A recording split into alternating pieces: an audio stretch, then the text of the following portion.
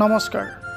Assam the মিষ্টিৰিয়াছ land YouTube চেনেলৰ যোগেদি অসম তথা অসমবাসীৰ উপযোগী বিভিন্ন তথ্য উপস্থাপন কৰিম, যাতে ইয়াৰ দ্বাৰা অসমবাসী ৰাইজ উপকৃত হ'ব পাৰে।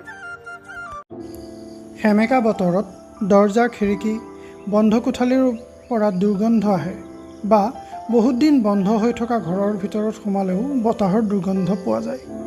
পোহৰ আৰু বতাহ চলাচল নোহোৱাৰ বাবেই তেনে কোঠালিত কিছুমান ভেঁকুৰে বংশবৃদ্ধি কৰি বতাহত সিঁচৰিত কৰি দিয়ে। তেনে দূষিত বতাহ সেৱনৰ ফলত মানৱ শৰীৰত অণুজীৱৰ দ্বাৰা আক্ৰান্ত হোৱা ৰোগ হোৱাৰ সম্ভাৱনা থাকে। শ্বাস প্ৰশ্বাসজনিত ৰোগীসকলৰ বাবে আৰু কেঁচুৱাৰ বাবে এনে পৰিৱেশ বিপদজনক।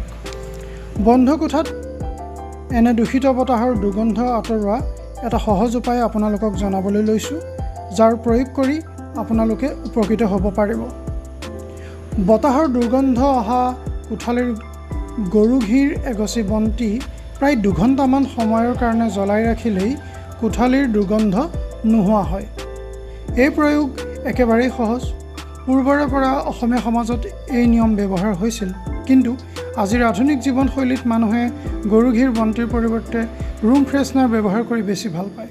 অথচ ৰুম ফ্ৰেছনাৰ স্বাস্থ্যৰ পক্ষে গৰু ঘিৰ সমান নিৰাপদ নহয়। গতিকে গৰু ঘিৰ বন্তি জ্বলাওক আৰু দূষিত বতাহৰ দুৰ্গন্ধৰ পৰা মুক্তি পাওক। সুস্থ সবল দেহ আৰু মন গঢ়ি তোলক।